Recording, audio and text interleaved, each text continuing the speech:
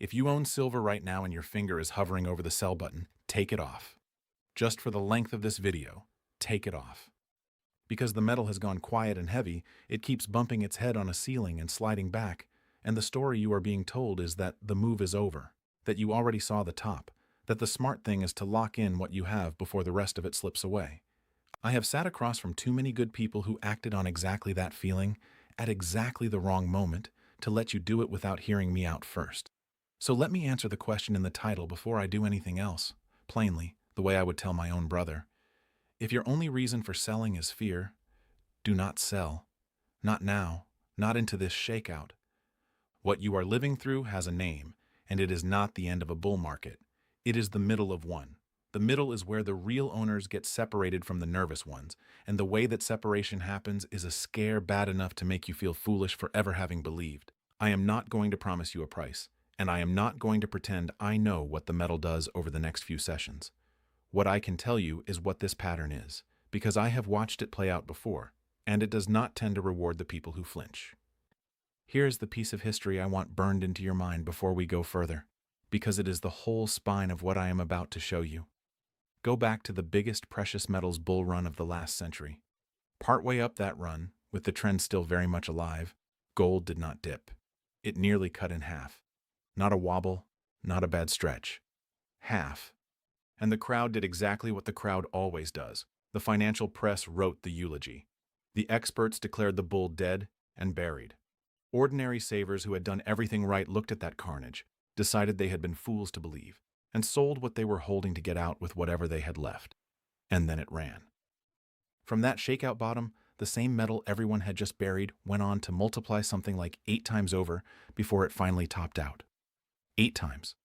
The people who sold at the halfway scare did not just miss a little upside. They handed away the entire back half of the greatest run of their lifetime, and they did it at the precise moment they felt smartest and safest. That is not a story about gold. That is a story about human beings, and it is the reason I made this video instead of letting you scroll past. I want you to picture someone specific, because this is not an abstraction, it is a person. Think of a retired tool and die man in Ohio, 30 plus years on the floor, a man who never gambled a dollar in his life, who bought some physical silver a while back because he did not trust what was happening to the money in his savings account. He watched it climb, and he felt good. Then he watched it stall and slide, and every time he checked the number, his stomach dropped a little further. His brother-in-law, who never bought an ounce of anything, keeps needling him at dinner about how he should have sold at the top. Now that man is sitting at his kitchen table wondering if he is about to lose it all back. If that is you, I understand the feeling completely. And I am telling you, the feeling is the trap, not the signal. Let me explain the mechanism because you deserve the how and not just the conclusion. A shakeout in the middle of a bull market is not random, and it is not really about the metal at all. It is manufactured, or at least amplified, by the people who profit from your churn. When a market like this gets stretched and full of nervous, leveraged players, the exchanges can raise the cost of holding a position. We saw this not that many years ago in silver, when the requirements to hold a contract were jacked up sharply in a matter of days. Nothing changed about the metal in the ground. Nothing changed about the deficit, the demand, the shortage. But the price fell off a cliff anyway because a wall of leveraged traders was forced to sell all at once whether they wanted to or not. Forced selling looks exactly like a collapse. It feels like the world telling you the truth. It is actually just plumbing. And here's where it gets more important, not less. The big banks and the trading desks understand this perfectly. A frightened retiree dumping his metal into a dip is their favorite customer. They make their living on your movement, your panic, your churn, and the quiet part they will never say out loud on the financial channels is that they need a steady supply of scared sellers to buy from cheaply. That is the enemy in this story. Not inflation, not the Fed by itself. It is the machine that profits when you act on fear, and the media ecosystem that keeps that fear well fed. When everyone on the screen is telling you the move is over, ask yourself one plain question. Who is on the other side of the trade they want you to make? Now, I promised you honesty, and honesty means I tell you the caution before I tell you the case. Could silver go lower from here before it goes higher? Absolutely it could. This metal is famous for being violent in both directions. It does not go up in a straight line, and it never has. Anyone who tells you they know the exact bottom or the exact day it turns is either lying to you or lying to themselves. I will not do that to you. This is a case built on structure and history, not a guarantee and not personal financial advice for your situation.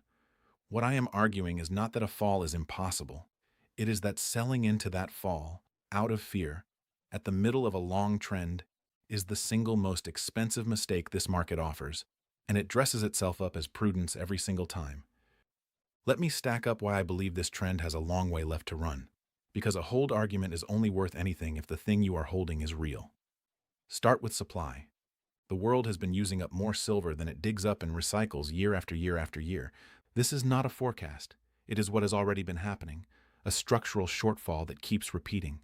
And the demand side is not the jewelry and coins market your grandfather knew. Silver is now wired into the machinery of the modern economy. It is in the solar panels going up across the country. It is in the electric vehicles, the electronics, the data centers running the artificial intelligence boom that everybody on Wall Street cannot stop talking about. Every one of those needs silver, and the demand curve gets steeper each year while the supply crawls. And here is the part almost nobody thinks about. Most of the silver that gets used industrially is gone for good. It is spread across a circuit board in tiny amounts, a smear in a solar cell, uneconomic to ever dig back out and refine. Compare that to gold, where nearly every ounce ever pulled from the earth still sits in a vault or around someone's neck. Gold is hoarded. Silver is consumed and scattered. So the above-ground pile that could come to market when prices rise is thinner than people assume, and it gets thinner with every panel and every chip. On top of that, most silver does not even come from silver mines. It comes out of the ground as a leftover from mining copper and zinc and lead, which means you cannot just flip a switch and produce more of it when the price signals you should. The supply is stubborn in a way that matters enormously. I want to pause right here, because this is exactly the moment where a certain kind of protection becomes worth understanding. And it grows straight out of everything I just said. If you have watched silver's discount to gold stretch out the way it has, if you understand that this metal is structurally scarce, and that a shakeout is a discount and not a verdict, then the real question is how you actually act on that inside the money you have spent a lifetime building. That is why my family put together the free Retirement Wealth Protection Guide. It walks you through how American retirees can diversify a portion of an existing retirement account into physical gold and silver without triggering taxes or penalties, using the account you already have. This is not just for insiders or the wealthy. If you have $100,000 or more in any retirement account, this is for you. If you are watching this on your TV, just scan the QR code on your screen. If you are on your phone or your computer, go to readfamilyguide.com. From our family to yours, no obligation, nothing to buy. Now let me pull you back to that ratio, because this is the piece that turns the whole thing from a story into arithmetic. For most of my years in this world, the number of ounces of silver it took to buy a single ounce of gold has swung around inside a wide band. And at moments of real fear, it stretches out to extremes. When it gets that stretched, it is not telling you gold is expensive. It is telling you silver is cheap, historically, absurdly cheap, relative to its sister metal. And every time that gap has yawned open that wide, it has eventually snapped back. And when it snaps back, it is silver that does the heavy lifting, because silver is the smaller, wilder, higher-octane market.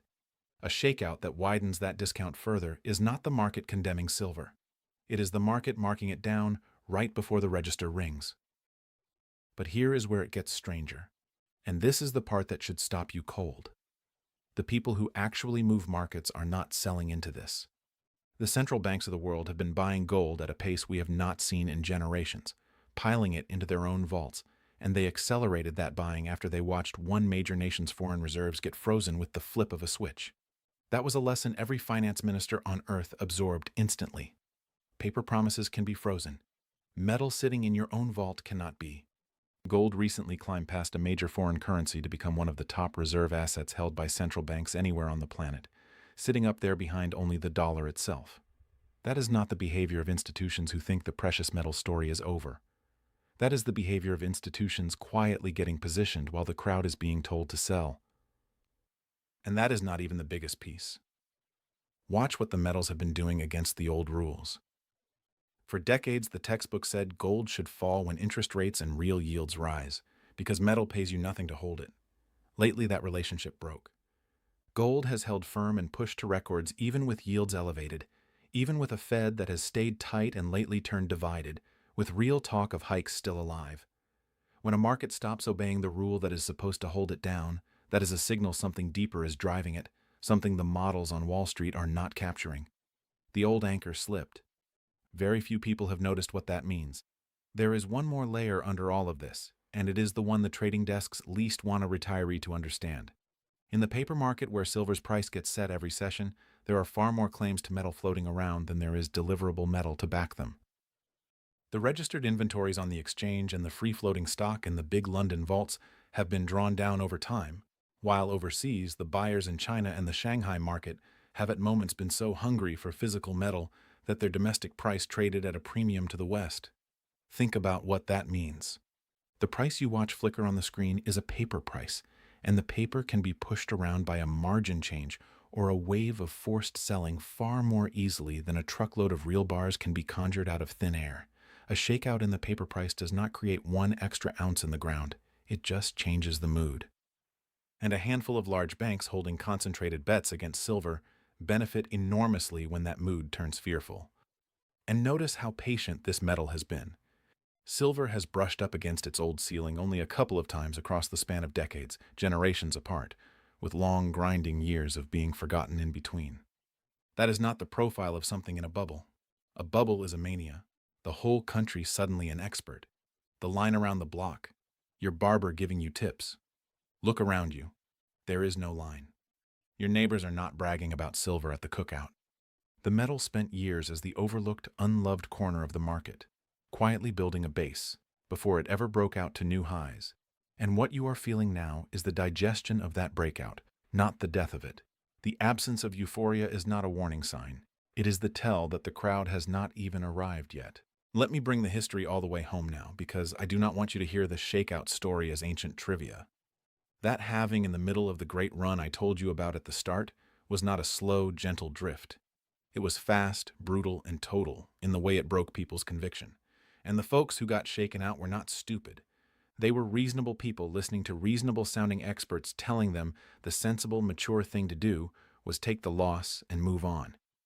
The reason it worked as a trap is precisely that it felt responsible. Fear always dresses up as prudence at the bottom of a shakeout. That is its costume. The tool and die man in Ohio at his kitchen table is not being reckless when he thinks about selling.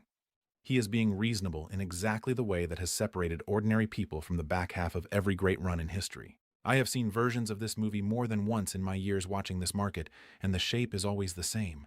The metal runs. It gets ahead of itself. It corrects hard, sometimes savagely. The commentators who never owned an ounce declare the party over. A wave of tired, frightened holders sells near the lows.